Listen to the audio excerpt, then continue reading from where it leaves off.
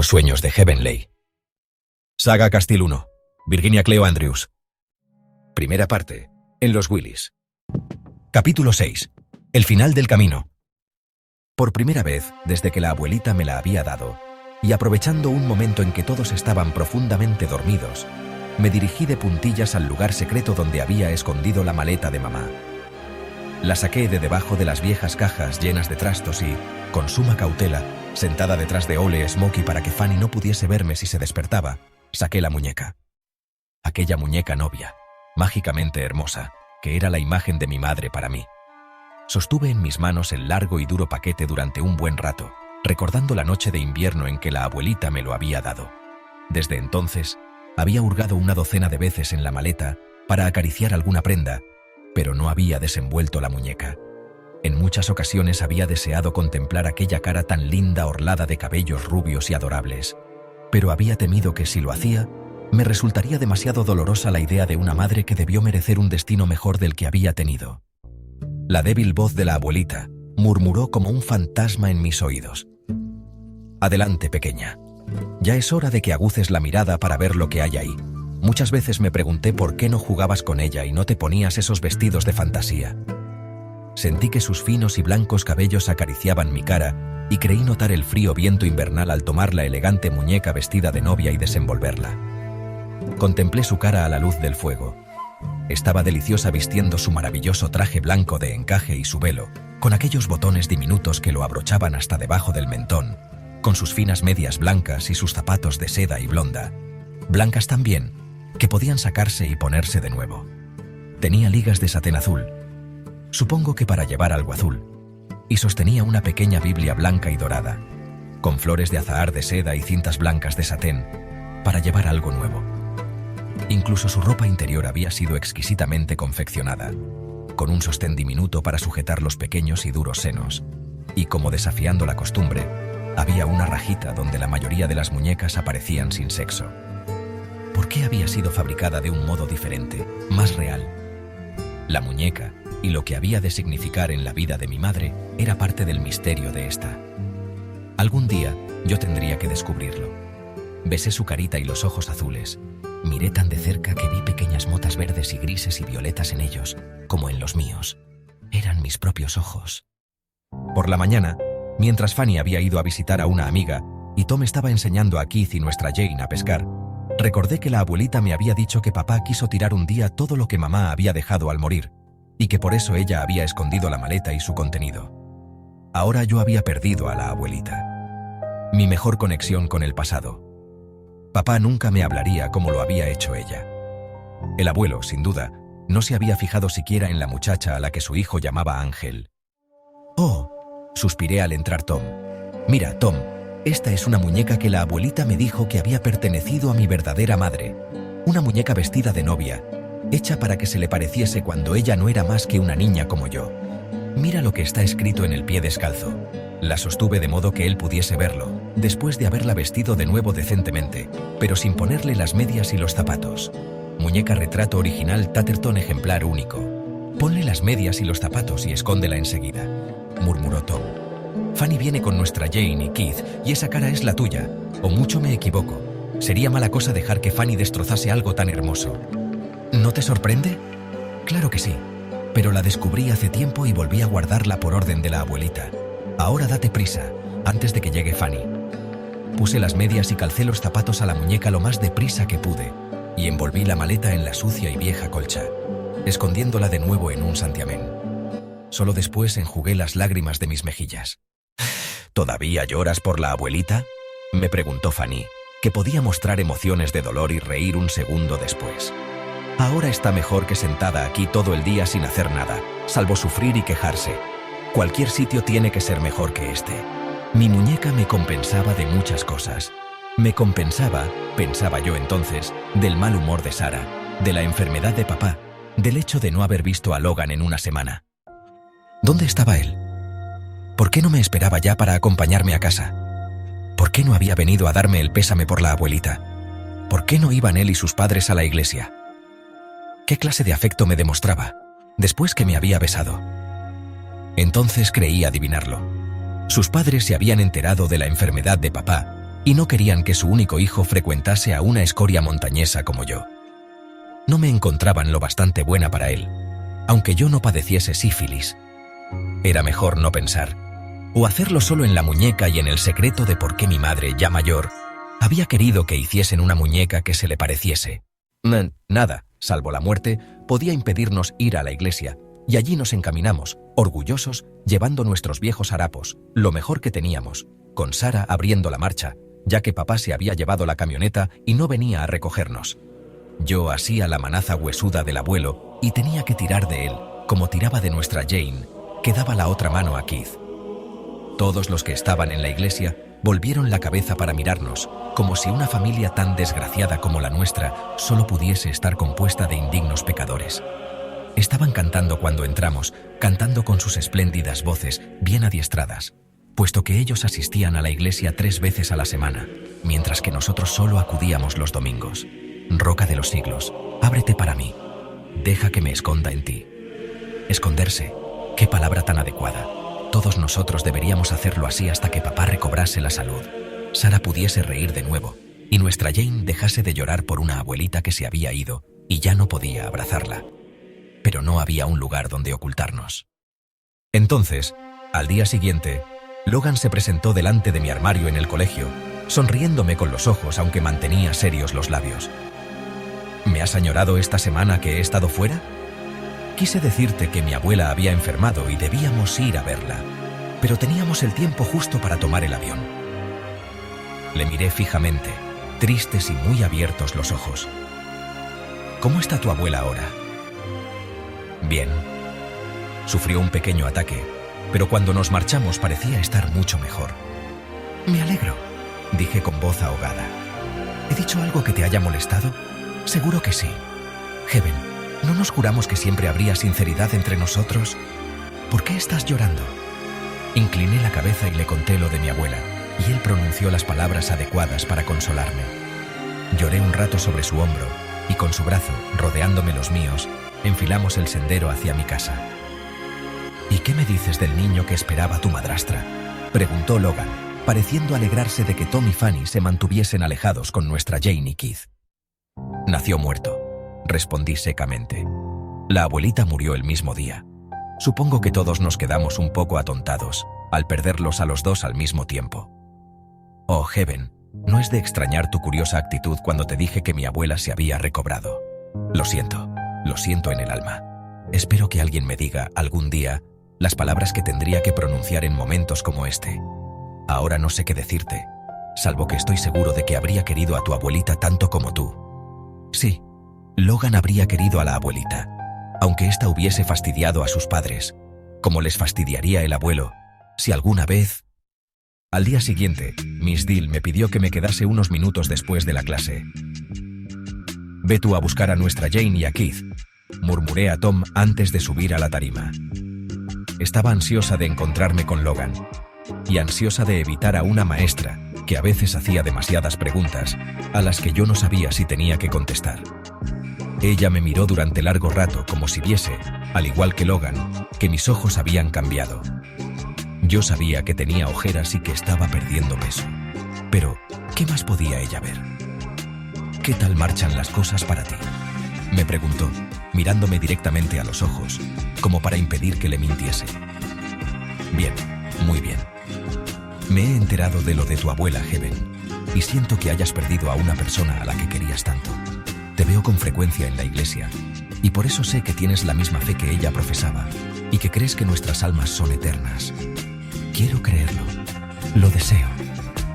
Todos lo queremos, dijo ella con suavidad, apoyando una mano sobre la mía. Suspiré profundamente, esforzándome por no llorar, y, sin querer ser indiscreta ni faltar a la lealtad debida a mi familia, tuve que contarle lo que estaba segura que otros le habrían dicho ya. Supongo que la abuela murió de un ataque al corazón, dije, antes de que las lágrimas acudiesen a mis ojos. Sara tuvo un hijo muerto y sin sexo, y papá se marchó. Pero por lo demás, estamos todos bien. Sin sexo. Todos los niños son varones o hembras, Heaven. Lo mismo pensaba yo, hasta que ayudé en el parto. No se lo diga a nadie, por favor, pues Sara se disgustaría mucho si se supiese. Pero su último hijo no tenía órganos genitales. Ella palideció. Oh, lamento mi falta de tacto. Oí algunos rumores, pero siempre procuro no escucharlos. Desde luego, la naturaleza crea fenómenos a veces, aunque, como todos los hijos de tu padre son tan hermosos, pensé, naturalmente, que tu madre tendría otra criatura perfecta. Miss Deal, es extraño que no le hayan dicho nada acerca de mí. Sara no es mi madre. Mi padre se casó 2 veces. Yo soy hija de su primera esposa. Lo sé, murmuró ella en voz baja. Me han hablado de la primera esposa de tu padre, de lo adorable que era y de lo joven que murió. Se puso colorada y pareció incómoda. Después, empezó a arrancar motas a su caro vestido de punto. Suponía que querías mucho a tu madrastra y que te gustaba fingir que era tu madre. Continuó. Es verdad que me gusta. Sonreí. Ahora tengo que marcharme si no quiero que Logan acompañe a otra chica a casa. Gracias, Miss Deal, por su buena amistad, por instruirnos, por hacer que Tom y yo nos sintamos a gusto. Bueno, precisamente esta mañana decíamos Tom y yo que el colegio sería una lata sin nuestra maravillosa Miss Deal. Riendo entre dientes y sonriendo con los ojos húmedos, me tocó la mano y me despidió diciendo: cada vez que te veo me pareces más bonita, Heaven.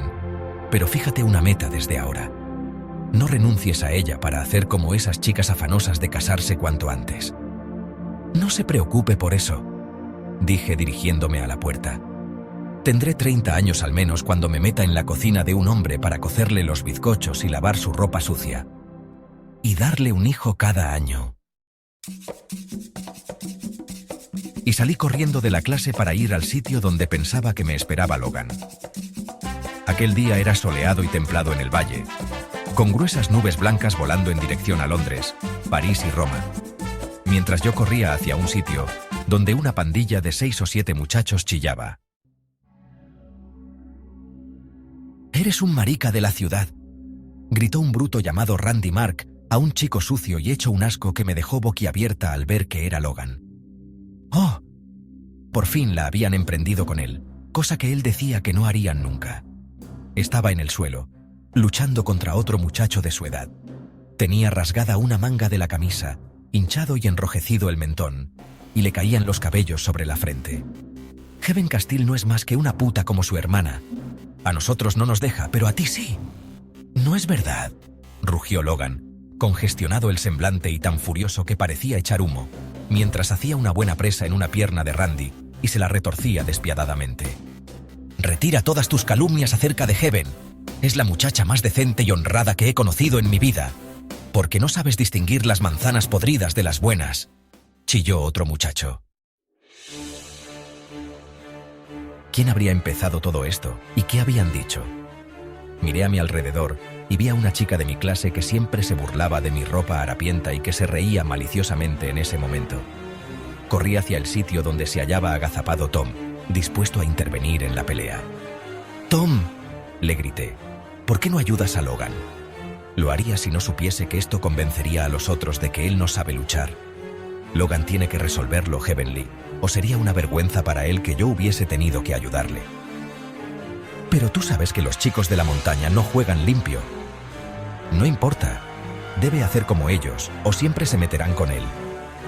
Fanny saltaba, terriblemente excitada, como si Logan estuviese luchando por su honor y no por el mío. Keith empujó a nuestra Jane hacia los columpios y empezó a mecerla para que no llorase al ver sufrir a uno de sus amigos.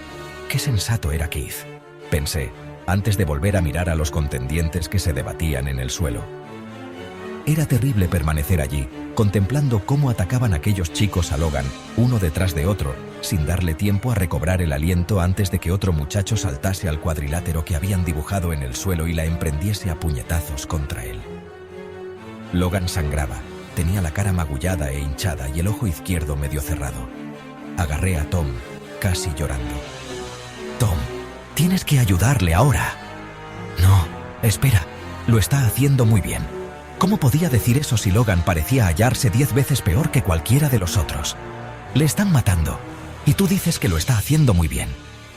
No le van a matar, tontuela. Solo están comprobando si tiene lo que hay que tener. Lo que hay que tener. Chillé, dispuesta a intervenir yo misma y ayudar a Logan. Pero Tom me agarró y me detuvo. «No te atrevas a avergonzarle con tu ayuda», murmuró en tono apremiante. «Mientras siga encajando golpes y replicando a ellos, lo respetarán. Si tú lo ayudases, todo habría terminado para él». Mientras yo estaba allí observándole, estremeciéndome por cada golpe que recibía y gritando desaforadamente cada vez que él propinaba uno, Logan miró rápidamente en mi dirección, esquivó un puñetazo y largó un rápido uppercut. Grité para animarle, sintiéndome tan violenta como cualquiera de las chicas allí presentes. Logan estaba encima de su adversario, y este empezó a chillar. «Ahora pide perdón. Retira todo lo que has dicho sobre mi novia», le ordenó Logan. «Tu novia es una Castile, y ningún Castile es bueno. Retira lo que has dicho o te romperé el brazo». Logan le retorció furiosamente el brazo y el chico gritó pidiendo clemencia. «Lo retiro». «Discúlpate con ella, ahora que está aquí y puede oírte. Tú no eres como tu hermana Fanny», gritó el muchacho antes de que le rompiesen el brazo. «Pero seguro que ella va a ser una maldita puta». Fanny corrió hacia él y le dio varias patadas fuertes, mientras los demás se reían. Solo entonces, Logan soltó el brazo del muchacho, le hizo dar la vuelta y le lanzó un puñetazo a la mandíbula. Inmediatamente, todos dejaron de gritar y contemplaron aquel cuerpo caído inconsciente, mientras Logan se levantaba, se sacudía la ropa y miraba echando chispas a todos los presentes, salvo a Tom y a mí. Era curioso cómo desaparecieron todos, dejándonos a Tom, a Fanny y a mí plantados allí, mientras Keith y nuestra Jane seguían usando los columpios del patio sin prestar atención a la pelea. Tom se acercó corriendo a Logan y le dio unas palmadas en la espalda. «Has estado magnífico, chico, realmente magnífico.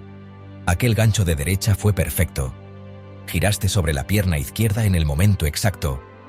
Ni yo mismo lo habría hecho mejor.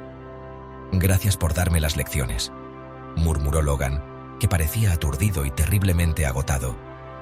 «Ahora, si no te importa, entraré en el colegio para lavarme. Si llegase a casa con este aspecto, creo que mi mamá se desmayaría». Entonces me sonrió. «¿Querrás esperarme, Heaven, hasta que vuelva?» «Claro que sí». Contemplé sus contusiones y su ojo morado. «Gracias por defender mi honor». «Ha defendido el honor de todos nosotros, imbécil», chilló Fanny. Después, «válgame Dios», corrió a abrazar a Logan y lo besó en los hinchados y sangrantes labios. Era yo quien hubiese tenido que hacerlo. Logan se dirigió al colegio, mientras Tom agarraba del brazo a Fanny, llamaba a nuestra Jane y a Keith, y se encaminaban los cuatro hacia nuestro sendero. Me quedé sola en el patio y esperé a que Logan saliese del salón de descanso de los chicos. Me senté en el columpio que había usado nuestra Jane y me di impulso, elevándome cada vez más, echándome hacia atrás y balanceándome de manera que mis cabellos sueltos casi barrían el suelo. Desde la muerte de la abuelita no me había sentido tan contenta. Cerré los ojos y me elevé aún más en el columpio. Y a Newton... baja del cielo para que te acompañe a casa antes de que anochezca y podamos charlar por el camino». Logan parecía un poco más limpio y menos maltrecho cuando yo arrastré los pies para frenar el columpio. «No te han hecho mucho daño, ¿verdad?», le pregunté preocupada. «No, no mucho». Me miró con su único ojo ileso. «¿Tanto te importa?». «Claro que sí». «¿Por qué?». «Bueno, no lo sé, salvo que... Bueno, dijiste que era tu novia». «Soy tu novia, Logan». «Si lo dije, debe ser verdad, a menos que tú te opongas». Ya me había levantado, y él me asió la mano, tirando suavemente de mí en dirección al sendero de montaña que ascendía y ascendía en espiral. Winnerow tenía una sola calle principal, y todas las demás partían de esta. Aunque situado en el centro de la población, el colegio parecía apoyarse en la cadena montañosa. La villa no podía librarse de los Willys circundantes. «Todavía no me has contestado», dijo Logan, cuando llevábamos 15 minutos sin hablar, asidos de la mano y mirándonos a menudo. «¿Dónde estuviste el pasado fin de semana? Mis padres quisieron ver el college al que tendré que ir. Pensaba decírtelo, pero no tienes teléfono y no tuve tiempo de ir hasta tu casa». Volvíamos a lo mismo. Sus padres no querían que me viese, o él habría encontrado tiempo para ello. Me volví, le rodeé la cintura con los brazos y apoyé la frente en su sucia y rasgada camisa. Me entusiasma ser tu novia, pero tengo que advertirte una cosa. No pienso casarme hasta que esté en condiciones de ganarme la vida y de ser alguien. Quiero que mi nombre signifique algo cuando haya muerto. ¿Buscas la inmortalidad? Me pinchó él, estrechándome más fuerte y hundiendo la cara en mis cabellos. Algo así. Mira, Logan, un día vino un psiquiatra a nuestra clase y dijo que hay 3 clases de personas. Primera, los que sirven a los otros. Segunda, los que vienen al mundo para proveerle de aquellos que sirven a otros. Tercera y última, los que no pueden sentirse satisfechos a menos que alcancen la meta por sí solos, no sirviendo a los demás, sino por sus propios méritos y talento. Que producen, pero no haciéndolo por medio de sus hijos. Yo pertenezco a la tercera clase. Tengo un lugar reservado en este mundo para mí y para las dotes innatas que poseo. Y no lo encontraría si me casara contigo. Él carraspeó. ¿No crees que estás exagerando la situación, Heaven? No te pido que seas mi esposa, sino solo mi novia. Me aparté de él con rapidez. Entonces, ¿no quieres realmente casarte conmigo algún día? Él abrió los brazos en ademán de impotencia. Heaven, podemos predecir el futuro y saber lo que querremos cuando tengamos 20, 25 o 30 años. Toma lo que te ofrezco ahora y deja que el futuro resuelva lo que ha de ser. ¿Y qué me ofreces ahora?, le pregunté recelosa. Solo mi persona, mi amistad. El derecho a besarte de vez en cuando, a estrecharte la mano, a tocar tus cabellos, a llevarte al cine, a escuchar tus sueños, como tú escuchas los míos, y a hacer alguna tontería de tarde en tarde. Construir un pasado que después nos gustará recordar. Eso es todo. Era bastante. Proseguimos nuestro paseo asidos de la mano, y me gustó llegar a la cabaña bajo la luz del crepúsculo que parecía adornar la casita acurrucada en la falda del monte. A fin de cuentas, él solo tenía un ojo útil, y yo sabía que no podría ver tal como era la sordidez del lugar donde vivíamos hasta que entrase en él.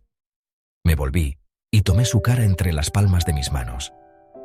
Logan estaría bien, y yo me parecería demasiado a Fanny si te besara solo una vez por ser tal y como quiero que seas. Creo que podría soportarlo. Deslicé con lentitud los brazos alrededor de su cuello. Qué horrible parecía su ojo amoratado a tan poca distancia. Cerré los párpados y fruncí los labios.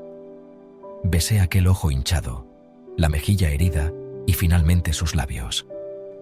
Él estaba temblando. Yo también. Me daba miedo añadir otra palabra, miedo de que la realidad estropease la dulzura de lo que teníamos en ese momento. Buenas noches, Logan. Hasta mañana. Buenas noches, Heaven, murmuró él como si hubiese perdido la voz. Hoy ha sido un gran día, sí, un gran día.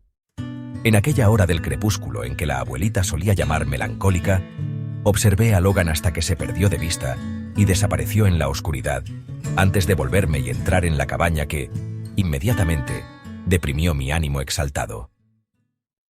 Sarah había renunciado a todo intento de mantener limpia, o al menos ordenada, la barraca. Las comidas que antes habían sido adecuadas se habían ido convirtiendo en refrigerios a la buena de Dios a base de pan y gachas, sin legumbres o verduras, y en raras ocasiones comíamos pollo o jamón. Las lonchas de tocino habían quedado reducidas a un recuerdo en el que era mejor no pensar. El huerto, donde la abuelita y yo habíamos pasado tantas horas arrancando hierbajos y sembrando semillas, estaba descuidado totalmente. Las hortalizas se pudrían en el suelo.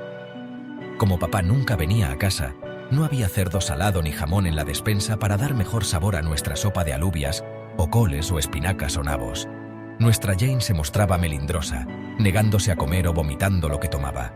Keith lloraba constantemente porque nunca le dábamos bastante de comer, y Fanny no hacía más que quejarse. ¿Es que tengo que hacerlo todo yo?, grité mirando a mi alrededor.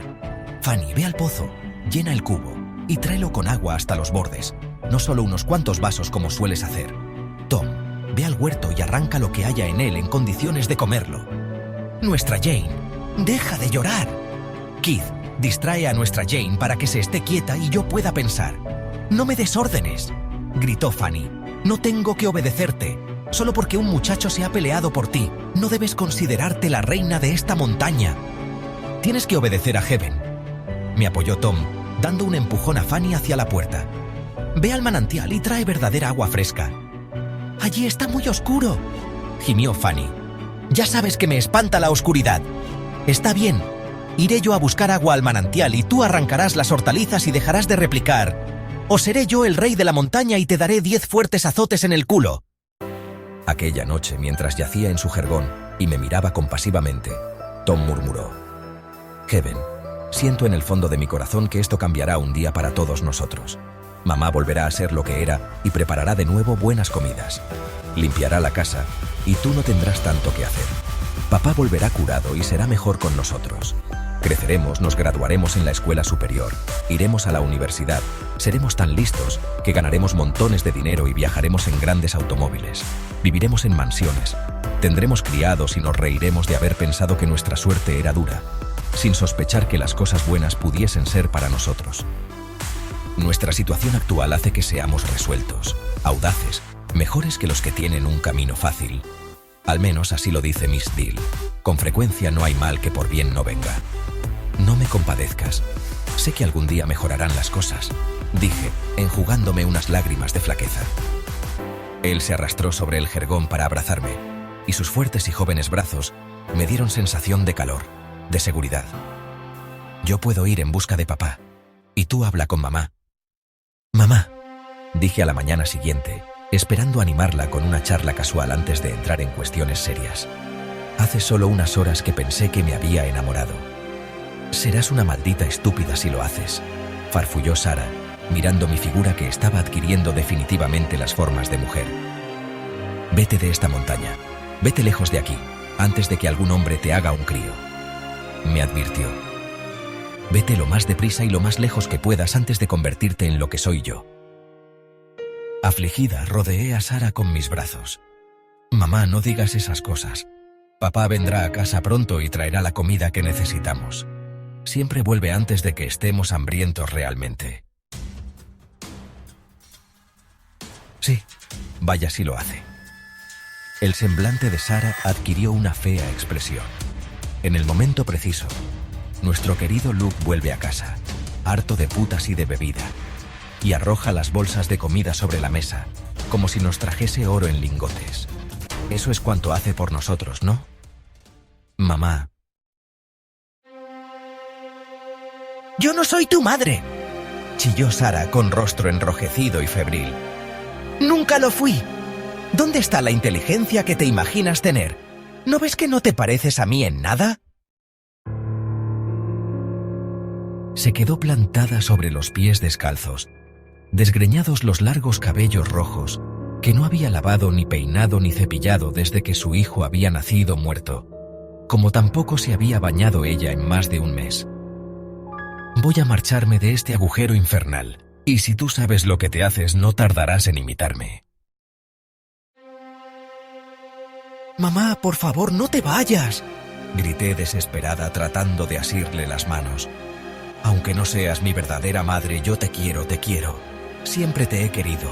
Por favor, no te vayas y nos dejes solos. ¿Cómo podríamos ir al colegio y dejar al abuelo? Este no anda tan bien como cuando vivía la abuela. Ya no puede partir leña. Apenas puede hacer nada. Por favor, mamá». «Tom puede partir la leña», dijo ella con tranquilidad fatal, como si hubiese resuelto marcharse sin preocuparse de nosotros. «Pero Tom tiene que ir al colegio. Se necesita más de una persona para talar árboles y cortar leña suficiente para todo el invierno, y papá no está. Ya os apañaréis. ¿No ha sido siempre así? No puedes marcharte así, mamá. Puedo hacer lo que me dé la gana. A Luke le estará bien empleado». Fanny la oyó y vino corriendo. «Mamá, llévame contigo, por favor, por favor». Sara empujó a Fanny y se echó hacia atrás para mirarnos a las dos con tranquila indiferencia. ¿Quién era esa mujer de cara impávida a la que todo le tenía sin cuidado? No era la madre a quien yo había conocido siempre. «Buenas noches», dijo junto a la cortina que era la puerta de su dormitorio. «Vuestro papá vendrá cuando lo necesitéis. No lo hace siempre». Creo que el olor de la fruta que había sobre la mesa fue lo que me hizo cosquillas en la nariz y me despertó. ¿Cuánta comida había allí amontonada? ¿De dónde había salido si nuestra despensa estaba vacía la noche anterior?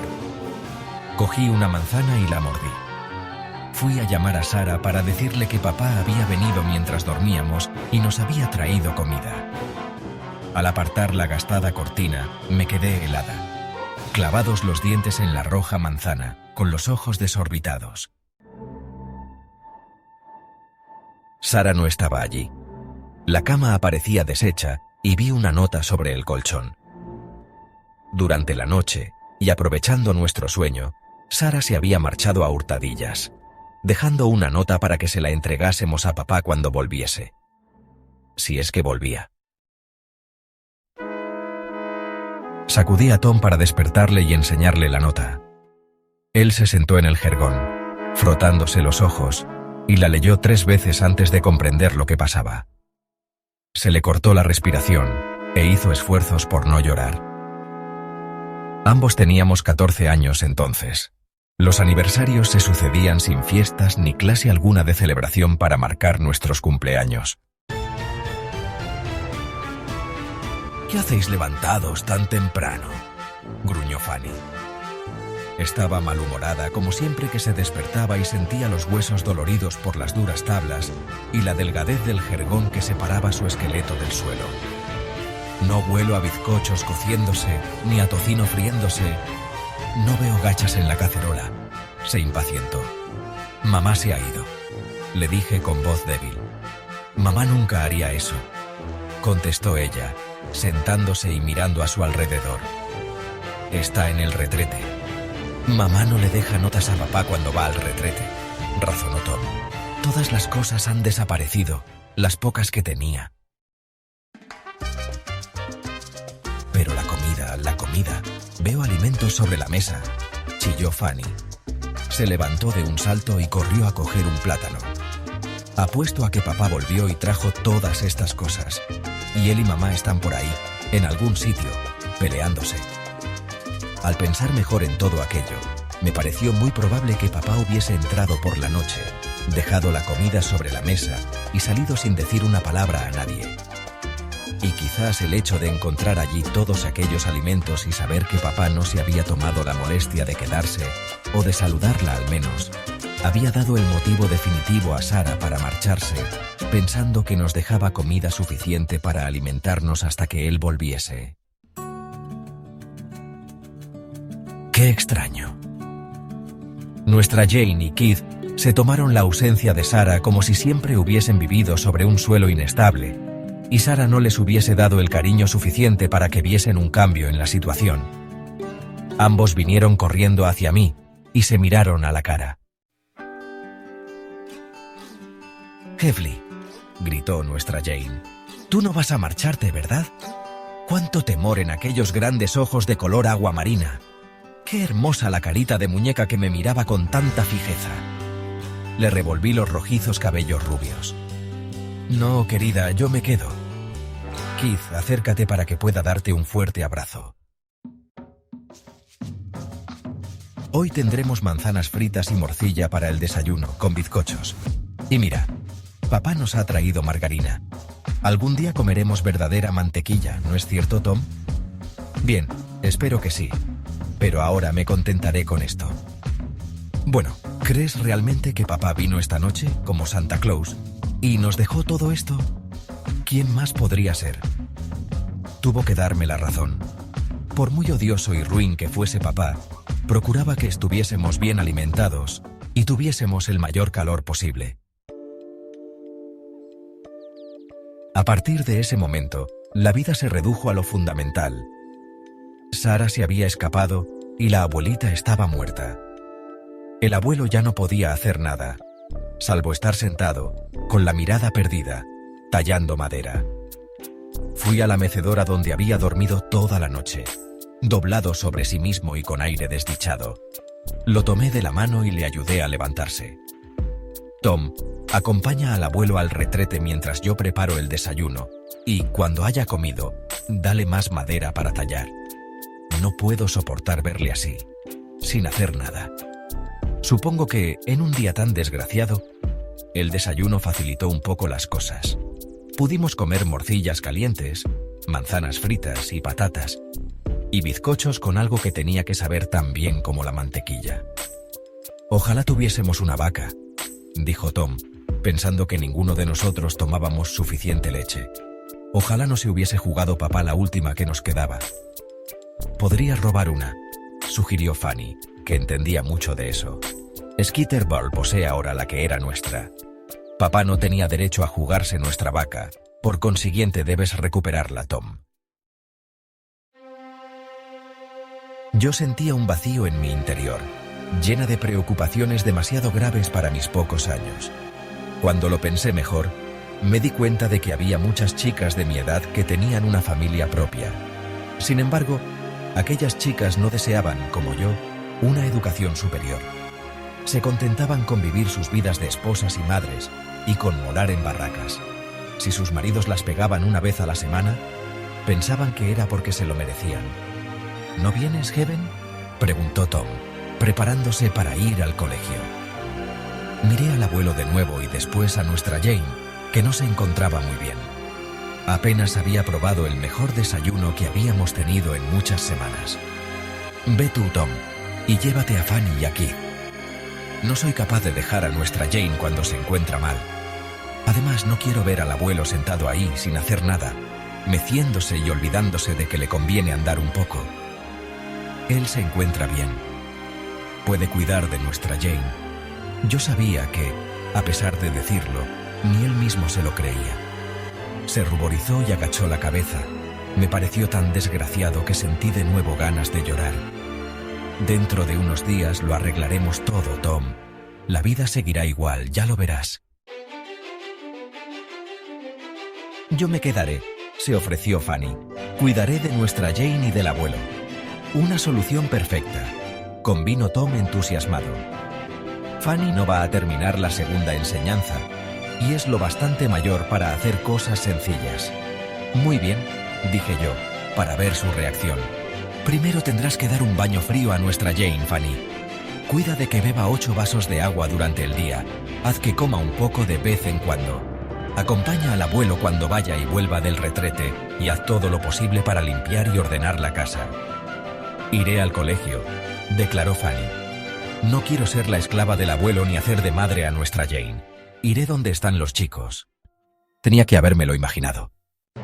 Tom se dirigió hacia la puerta de mala gana. «¿Qué debo decirle a Miss Deal? No le digas que Sarah se marchó y nos dejó abandonados. Lo único que debes decirle es que me he quedado en casa para cuidar al abuelo, que no se encuentra bien, y a nuestra Jane, que está enferma. Eso es todo lo que tienes que comunicarle, ¿de acuerdo? Ella podría ayudarnos. ¿Cómo? No lo sé, pero apuesto a que se le ocurriría algo. Thomas Luke, si quieres alcanzar tu meta en la vida, no tienes que andar por ahí pidiendo ayuda. Debes enfrentarte con cualquier dificultad y buscarle tus propias soluciones. Tú y yo juntos sacaremos esta familia adelante y encontraremos la manera de permanecer sanos y salvos.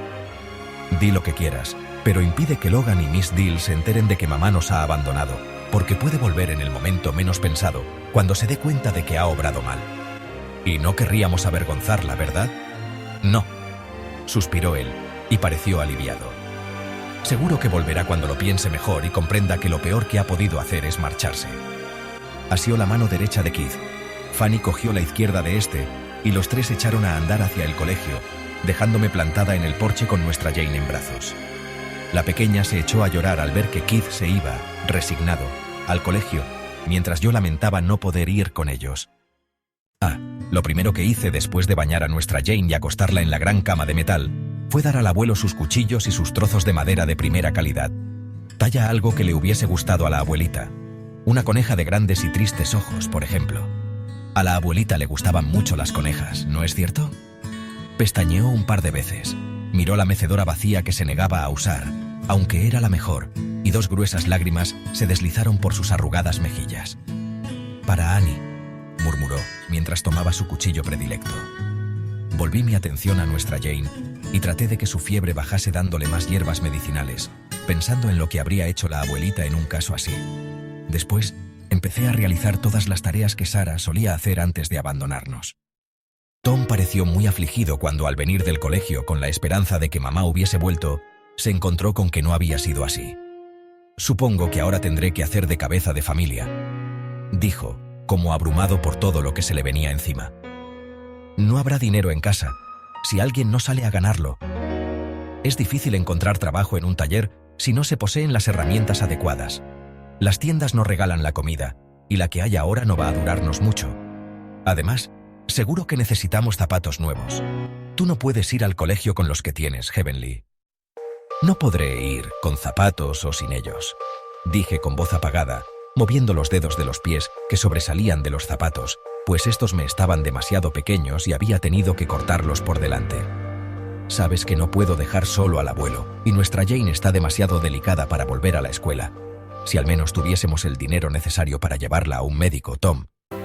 Tom me miró fijamente, con los ojos muy abiertos y asustados mientras nos disponíamos a acostarnos, después de una cena compuesta de más patatas fritas, morcillas, bizcochos, gachas con especias y manzanas para postre. Sus ojos habían perdido toda su energía. ¿Qué vamos a hacer, Heavenly? No te preocupes, Tom. Tú, Fanny, Keith y nuestra Jane iréis al colegio. Yo me quedaré en casa para cuidar del abuelo, y al mismo tiempo lavaré la ropa y prepararé la comida. Sé cómo hay que hacerlo. Terminé en tono desafiante. Pero es a ti, no a Fanny, a quien le gusta ir al colegio. No importa. Fanny no es lo bastante responsable para quedarse en casa y dirigirlo todo. Se porta adrede de esa manera. Me contestó Tom con lágrimas en los ojos. Heavenly, digas lo que digas, voy a contárselo a Miss Deal. Tal vez se le ocurra algo que pueda sernos útil. No, no puedes hacerlo. Nosotros tenemos nuestro orgullo, Tom, aunque no poseamos nada más. Conservemos algo que podamos apreciar. El orgullo era muy importante para los dos. Tal vez porque podíamos gozar de él con libertad, y eso hacía que nos sintiésemos importantes. Nosotros, Tom y yo, teníamos que ponernos a prueba ante el mundo, y también ante nosotros mismos. Fanny no estaba incluida en ese pacto. Ya nos había demostrado que no era digna de nuestra confianza.